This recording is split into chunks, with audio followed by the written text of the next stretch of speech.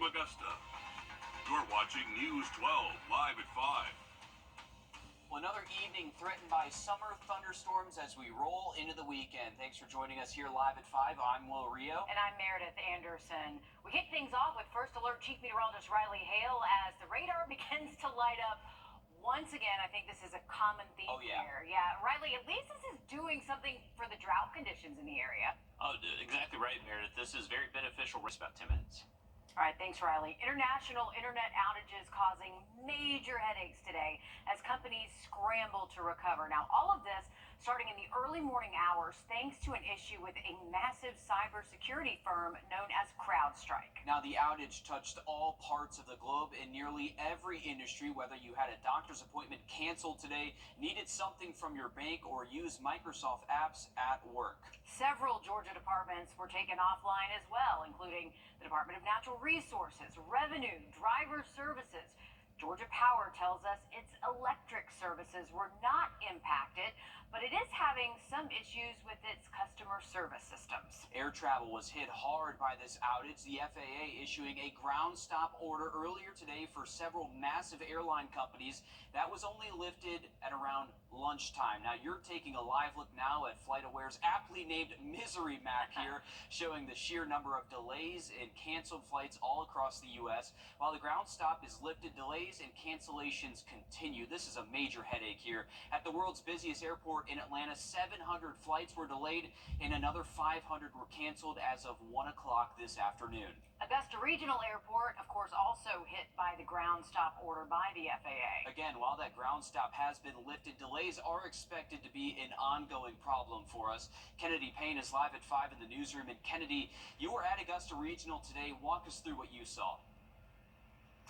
Yeah, there are two airlines that fly out of Augusta Regional Airport, American Airlines and Delta, and both of these airlines were impacted by the outage. Lauren Smith with the Augusta Regional Airport says they learned around 4 a.m. there were flight delays and cancellations. They say they were able to communicate with passengers about the issue before they ever got to the airport, which is one of the reasons they didn't see a lot of people this morning. At around 8 a.m., American began their flight recovery. All flights for Delta Airlines were canceled until 1:50 p.m. Anyone flying American and Delta will continue to see delays. People we spoke with at the airport said they are switching to cars to get home in time. I have a guy that works for me. He was at the same conference I was at. He's heading to Richmond in a rental car, and he's turning around, and he's coming back to the airport to pick me up because we live like 25 minutes apart from each other in Richmond, Virginia. We'll have more on the outage and the impact it had on travelers on News 12 at 6 o'clock. All right, thanks for staying on top of this, Kennedy. I know a lot of people watching those maps, those airline websites, because it is a major headache. It truly is a misery map for us that we're looking at. We've even seen people sleeping on the floor at airports because of all of this. Again, the widespread issue from this international outage are still being worked on. Some experts say it could be days before everything is back to how it originally was. Yeah, days now. You can stay up to date on the impacts from this outage by downloading our News 12 app. Just ahead at 5:30, we'll have more on the widespread impacts of this outage. A stunning new perspective tonight of a wild chase involving a stolen ambulance. Atlanta police just releasing 5 minutes of footage from the April pursuit. Take a look at this.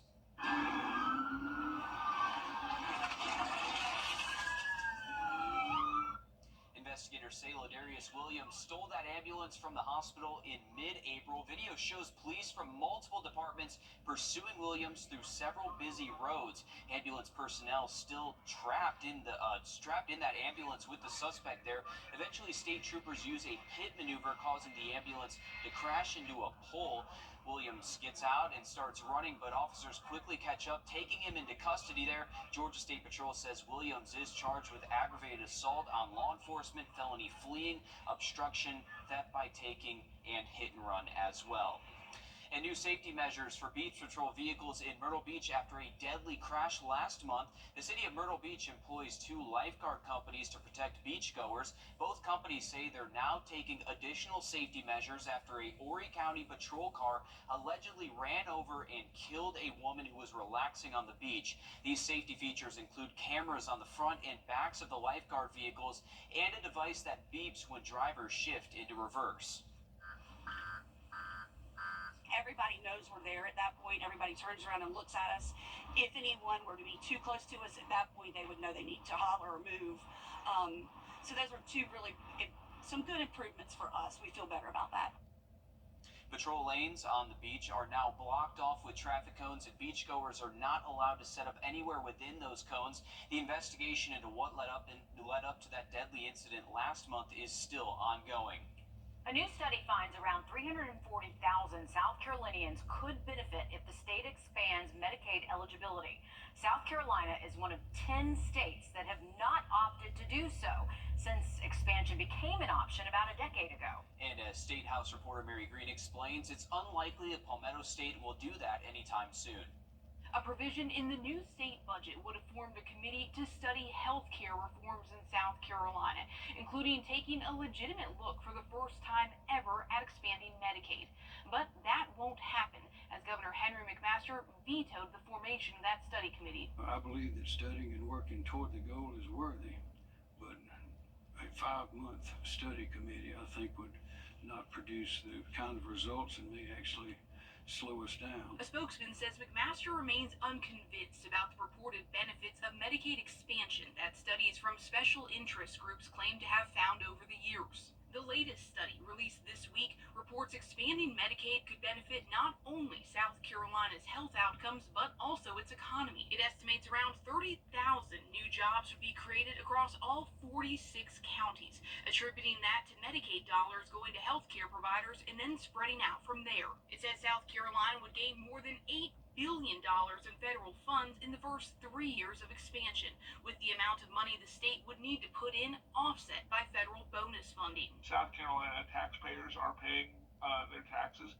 and they are essentially subsidizing Medicaid expansion in other states. Meanwhile, the governor's office claims the state's share of expanding Medicaid would cost more than $2.5 billion over the next decade, the annual cost rising to more than $380 million by the 10th year. It notes that's more than some state agencies, including the Department of Social Services and the Department of Mental Health, will receive in the new state budget to stay operational. Reporting from the State House, I'm Mary Green. That report was commissioned by Cover SC, a group of more than 180 nonprofits, healthcare organizations, and community groups interested in closing the healthcare gap in South Carolina. Riley? Well, we do have another wet evening on tap if you do have plans to step out. Showers and thunderstorms now reaching us here in Augusta. Radar looking at weekend forecast just after break. Time and temp, brought to you by your First Alert weather team. This is not you. First Alert Radar, powered by Jim Hudson Automotive Group. Pick your car, pick your payment. Waynesboro Chrysler Dodge Jeep Ram. New Jeep Compass, 26.2, just 26.2. We deliver within 500 miles. Take the short drive on Highway 25. Good to go Waynesboro.com. Before there was us. Before our story began. Before the family we created. And the home we built. Before everything we have. And the bond that we now share. There was this.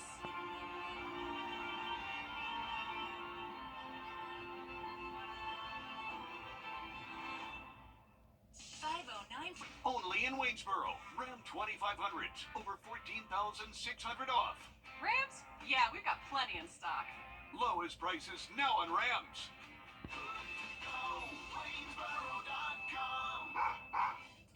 Customers who bought brand new homes with D.R. Horton are riddled with constant problems. It's creating a massive safety hazard and taking a toll on their lives and bank accounts. Emily Johnson reports on how homeowners are calling for change at the federal level. D.R. Horton, the home construction company, is known as America's builder.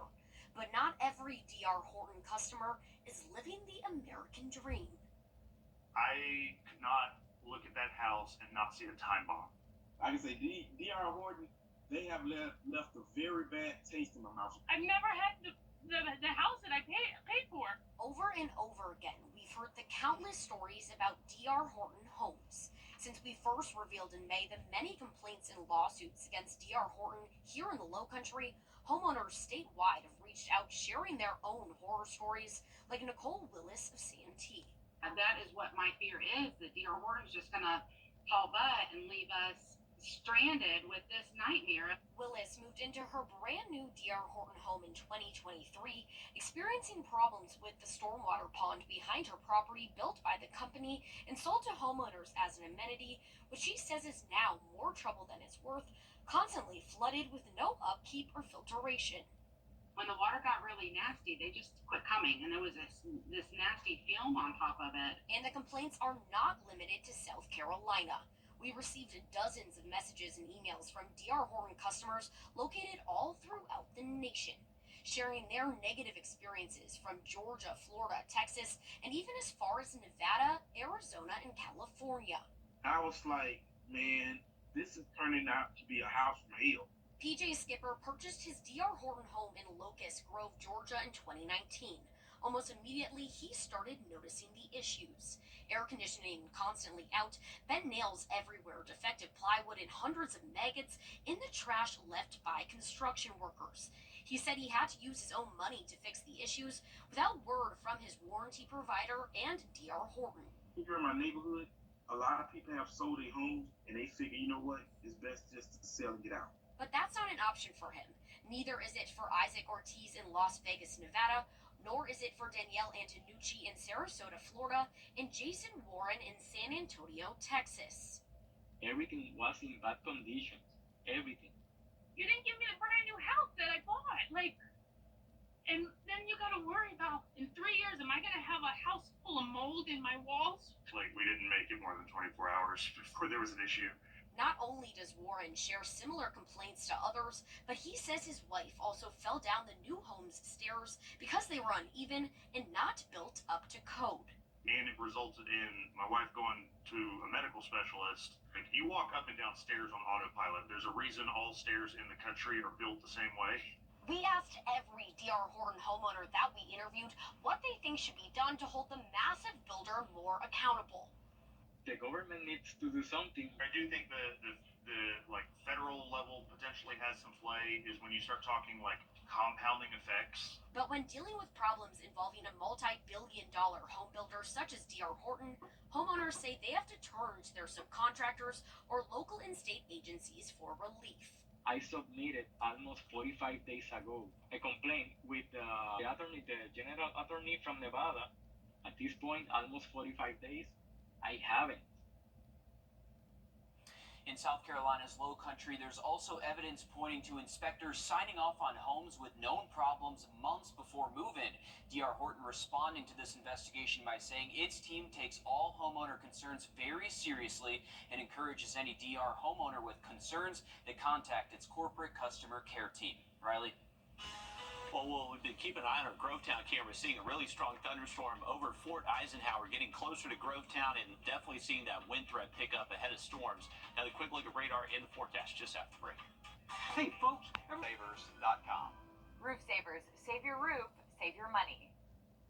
Trust Chief Meteorologist Riley Hale for your first alert. Every time you visit Parker's Kitchen, your support makes a difference, impacting education for kids of all ages. And none of this happens without you. You're watching News 12 live at 5. Continues. Well, more summer showers putting a damper on any outside plans this evening. Welcome back to Live at 5. I'm Will Rio. And I'm Meredith Anderson. First, Alert Chief Meteorologist Riley Hale joins us now live from the Weather Center. Riley, I mean, we're dealing with a lot of colors there on the radar. Yeah, a lot of heavy rain. Look at that weekend in just about 10 minutes. Thanks, Riley. Some of Augusta's oldest historic trees are in danger of getting the axe in the name of city improvement, but opponents say the Garden City needs to remember its roots. Today, Commissioner Jordan Johnson spoke to community members along Telfair Street, where the trees are marked for removal. It is part of a road widening project in downtown. Julius Evans is there live at 5. And Julius, what are you hearing from Johnson and the people who live in that area?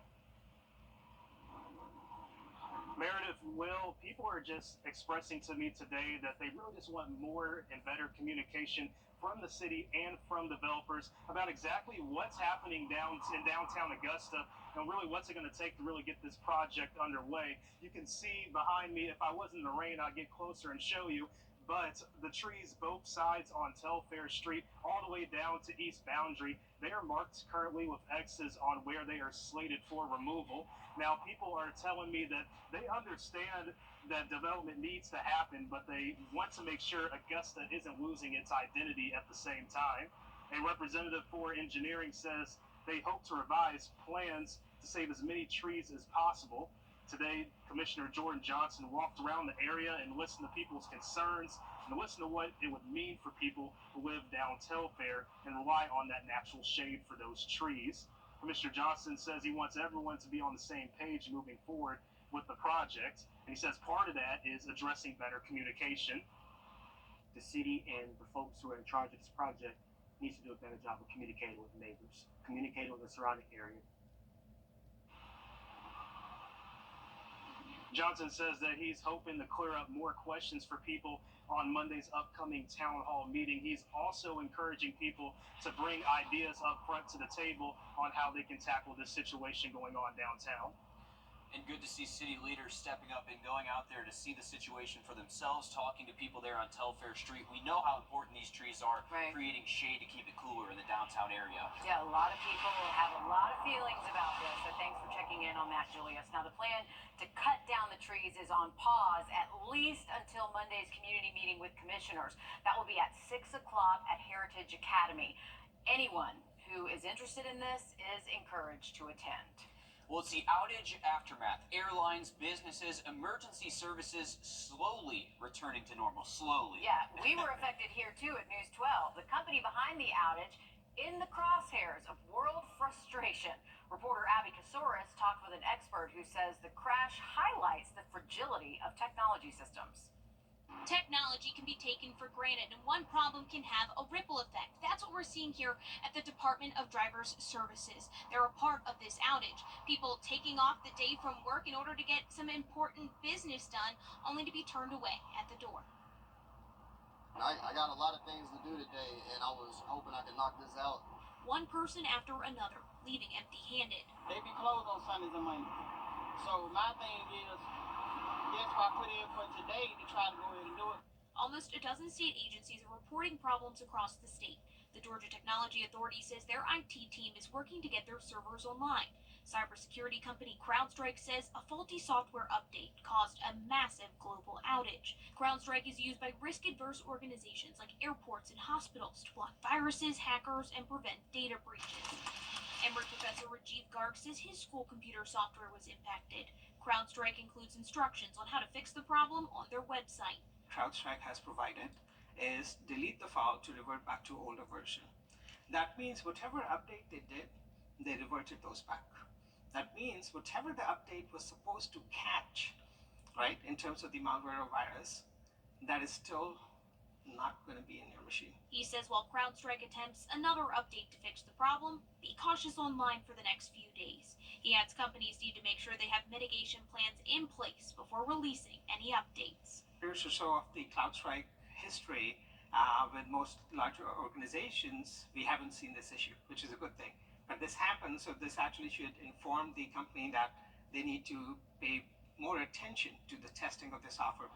He says while the problems today could be considered inconvenient, imagine a problem with the energy grid. That could be dangerous and deadly. In Atlanta, I'm Abby Kasouris.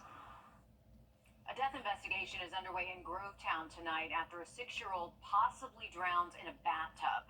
Now, this happened around 9 o'clock last night at a home on Summerfield Circle. Despite life-saving measures, the child was pronounced dead shortly after EMS arrived. Grovetown police say the 6-year-old was bathing with a 4-year-old sibling when the child's parents stepped out of the bathroom to take a phone call. The 4-year-old had no injuries, but has since been put into temporary custody alongside a 14-year-old. Right now, the child's parents are not facing charges. An official cause of death has not been determined. And a body found in the Savannah River earlier this morning is heading to the GBI lab for an autopsy. Richmond County's coroner tells us the body was found by a fisherman near Riverfront Drive. Due to the condition of the body, an autopsy is needed to confirm its identity. We'll follow this and update you as we learn more. The former Aiken County Board of Elections accused of embezzling at least Name, image, and likeness deals change the way colleges recruit players. We'll learn how Clemson University is making the adjustment. Riley? Well, we have another decent shelf cloud heading towards our Thurman Dam cam. This is traveling up the Savannah River towards the lake. Have an update on where we're tracking those storms just after the break. Time and temp, brought to you by your First Alert weather team. Join us right. That risk will continue through the weekend. Next week, the forecast doesn't really change too much. We're going to stay with highs close to 90, and storm chances looking pretty decent over the next 7 days. All right, thanks, Riley. This week, Clemson football media showed off the Players' Lounge, the Village, while the coaches spoke about the role those fun facilities play in recruiting new players. As Carmine Jamea explains, their allure is diminished somewhat thanks to new NIL policies. We got everything you want. This is like a mini Six Flags here. I enjoy everything that's here. I think it's awesome. Clemson Football Media Day showed off the Players' Lounge and the Players' Village. Associate head coach Nick Easton explaining the role of the fun facilities in recruiting. In terms of, high school athletes, do they love it? Yeah, they love it, but at the end of the day, it's, is that going to determine their decision? Yeah and no. Leaning more toward no because of increasing name, image, and likeness deals, allowing players to earn money. We have one of the top facilities in the world, but with the landscape of NIL and things, those things have kind of changed the importance of how important that really is in recruiting. Recruiting director Jordan Sorrells producing on the pickleball court, and assistant coach Mickey Kahn getting some shots up. Man, I'm 52 years old. I ain't getting out there no more. But they do. There's some quality noontime basketball that goes on out there. I refrain from it. Assistant head coach Mike Reed saying Clemson's former All-American safety and Tigers Hall of Famer is the king of the court. DeAndre McDaniel. Coach Reed is a pure shooter, but I say DeAndre McDaniel. There's a lot of places that don't have this. And so you appreciate what you have because you go to other places and you see what they're working with and you're like, whoa, okay. It's a great place, man. That's why I've been here 12 years. The importance of facilities in recruiting might have gone down, but their level of fun hasn't. Hard to beat the golf simulator there. That's always a good one. Yeah, at the bowling alley? But come on, show me the money, right? Absolutely. I know Clemson, I think they have a slide in their facility that they get to go down to. So those things definitely attract good talent, for sure. They do, but so does cold hard cash. Absolutely. And does this look familiar? Just boxes and boxes of old photos taking up a lot of storage space. I'm Jamie Tucker. Coming up, how to digitize all of your photos, at least the ones you want to keep, so you can throw the rest away. First Alert Radar, powered by Jim Hudson Automotive Group. The Atlanta Braves. Nowadays, we don't think twice about the thousands of photos we take on our smartphones. And unlike old days of paper photos, they will... No, I was just kidding. They will always be saved to the cloud. But what about those older photos you probably have stored in albums and boxes? Well, our consumer tech reporter, Jamie Tucker, has a way to make sure you never lose them. What the Tech, sponsored by Augusta Preparatory Day School. Generations of photos stuffed in boxes or stuck in albums. In the digital age, there must be a better way to keep them. There is. It takes a little work. The easiest way, of course, is with your smartphone camera, taking a picture of a picture, but still, they're not perfect. They can have a glare, they can be blurry, but if you have a few hours, you can save decades of photos. First, decide which photos you want to save. I make a couple of piles. Photos I want to keep as paper photos and ones I want to digitize and throw away. Then grab a camera app that takes multiple photos on a timer. Pro Camera is a highly rated pro camera app that allows you to take up to 20 photos with just one tap of the shutter.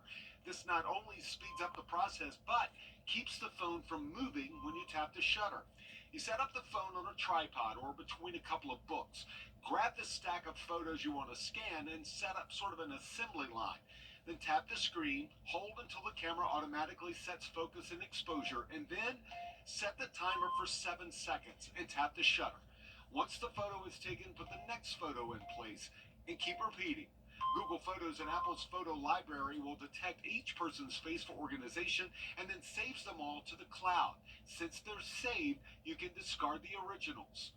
That may be the hardest part of it all, throwing away old photos. But they're safe, they're shareable. If you have a digital picture frame, you can do what you haven't done in a long time, actually look at them. That's What the Tech. I'm Jamie Tucker.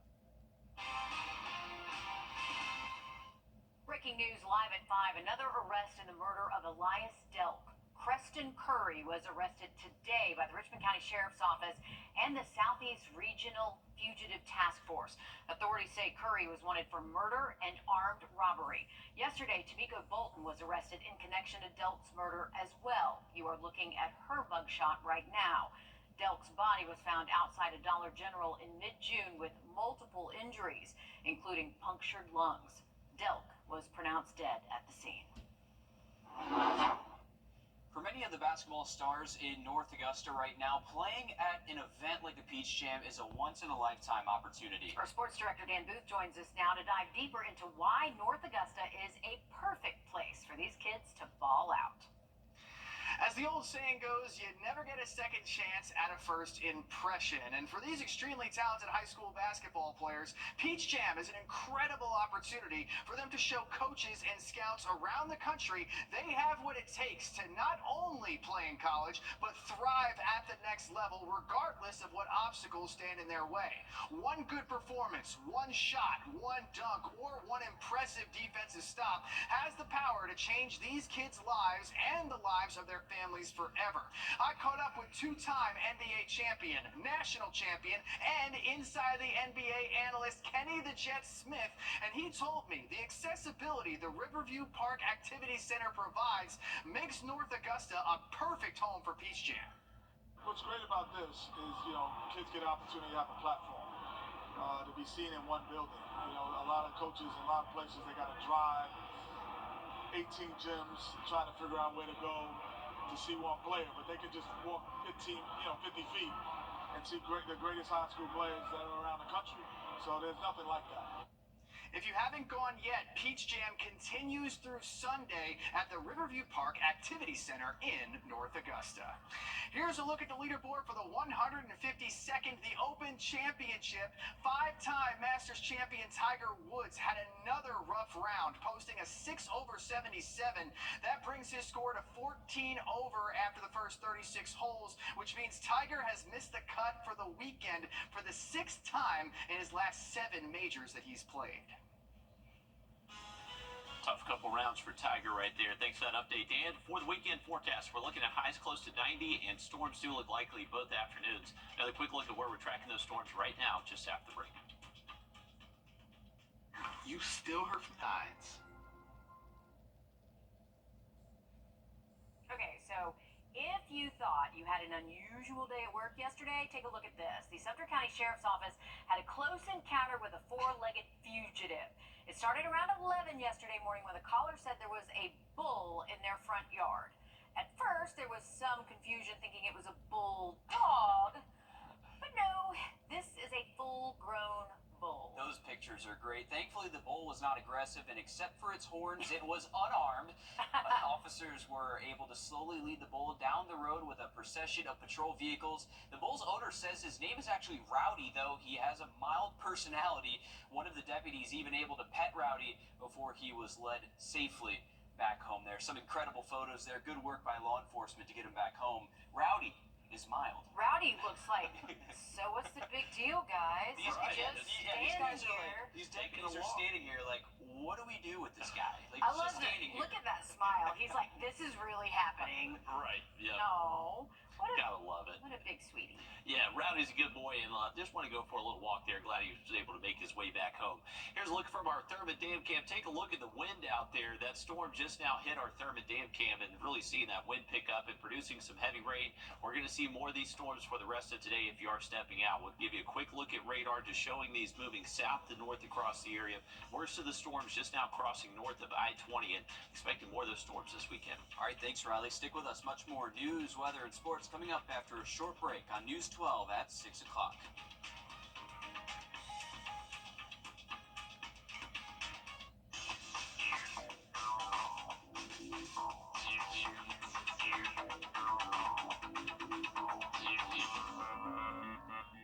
Here's what's new at Waynesboro, Chrysler Dodge Jeep Ram. New 2023 Challengers, $28,790, $6,500 off. Incredible selection, huge discounts. Take the short drive on Highway 25.